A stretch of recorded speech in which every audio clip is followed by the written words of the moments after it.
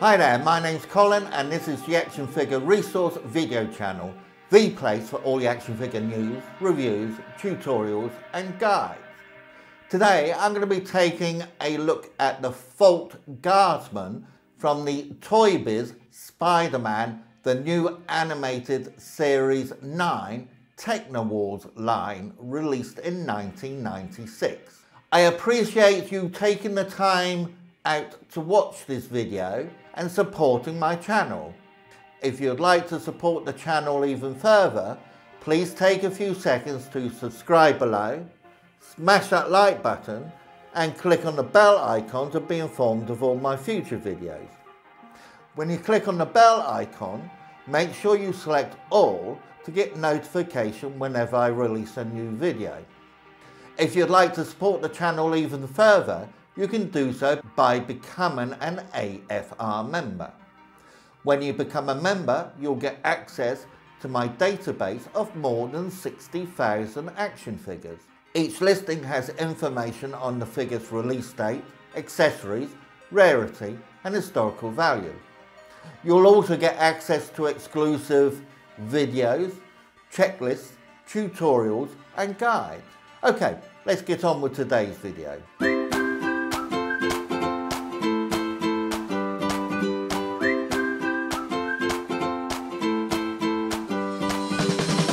ActionFigureResource.com.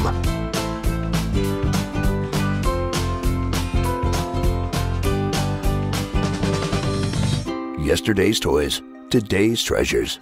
The Vault Guardsman was released as part of the Spider-Man, the new animated series Wave 9 figures released in 1996, also known as Techno Wars. The Techno Wars line was the first series to have its own header title on the card, unlike the previous series Spider Wars, which only had a card insert in the generic header cards. Another change to the header cards was that the individual picture for each character was replaced with a generic Spider-Man artwork that all 5 character cards sported. But as with the previous series, all the figures in this wave were also from the animated television series. The first figure for this series I'm going to take a look at is the Vault Guardsman. The Vault was a high-tech prison where the world's most dangerous supervillains were kept. Each of the Vault's stalwart guardsmen had incredibly advanced battle armour designed by Tony Stark, which is why this character was also featured in the Iron Man line. Each guardsman was skilled in a myriad of combat skills and a deep knowledge of each supervillain's power. The front of the backing card for this figure was generic to the whole line and featured excellent artwork of Spider-Man swinging from building to building and the red on yellow block Techno Wars logo to its left. The figure itself was positioned in a traditional bubble below this, taking up the bottom half of the card. Inside the bubble, the figure was placed on the left with his accessories and riot armour to the right. The reverse of the card had the Spider-Man logo at the top and the bio of the Vault Guardsman below this, and an instruction panel to the right of his bio showing how to attach his armour correctly. Below this were 2 more panels featuring the figures from Wave 7 in the top panel and the figures in the Spider-Man Arachnophobia in the other panel, along with the Spider-Man Rip and Rev cycle. For this figure, Toy Biz repurposed the Lava Armour Iron Man from the cancelled Wave 5 Iron Man line. The fact that he looked nothing like the Guardsman in the TV animated series didn't seem to bother Toy Biz at all. In fact, they didn't even bother to resculpt Iron Man's head. The Vault Guardsman was based on a character from the Lethal Protector comic storyline. The sculpting was very detailed, especially on his armour, which easily clipped into place, and once on stayed in place pretty well, unlike many of the other Iron Man figures. His torso was painted a light lime green colour with dark green padding and highlights. The paintwork was well applied with hardly any overlapping or smudging. For accessories, as well as his removable armour, he had a set of 2 shoulder cannons, which simply used shoulder pads to sit on his shoulders.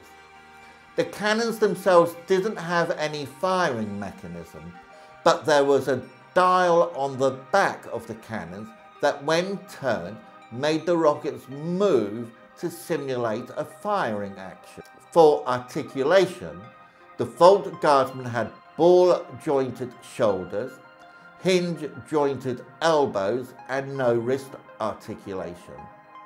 On his hips, he had swivel articulation and pinned, hinged articulation on his knees and no ankle articulation. His head had basic swivel articulation, allowing it to be moved from left to right, but the joint tended to be quite stiff and difficult to use.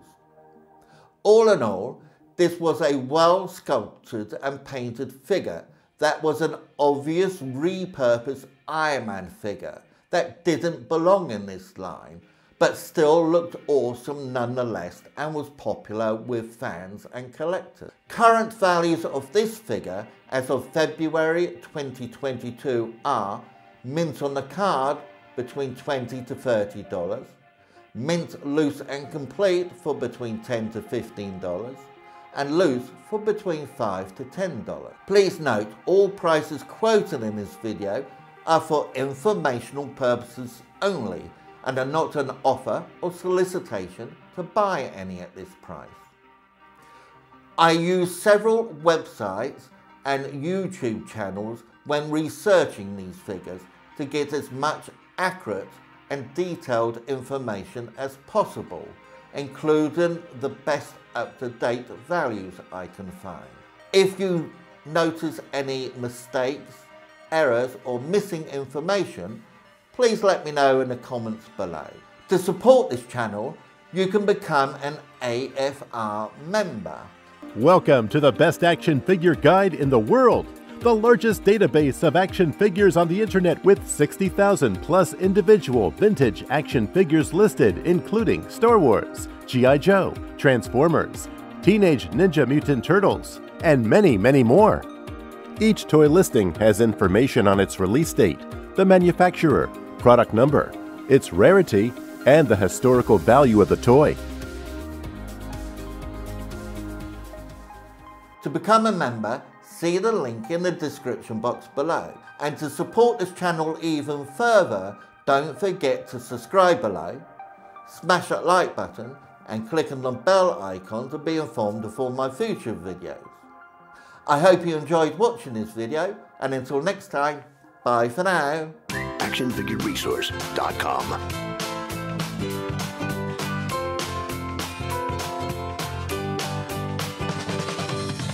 Yesterday's toys, today's treasures.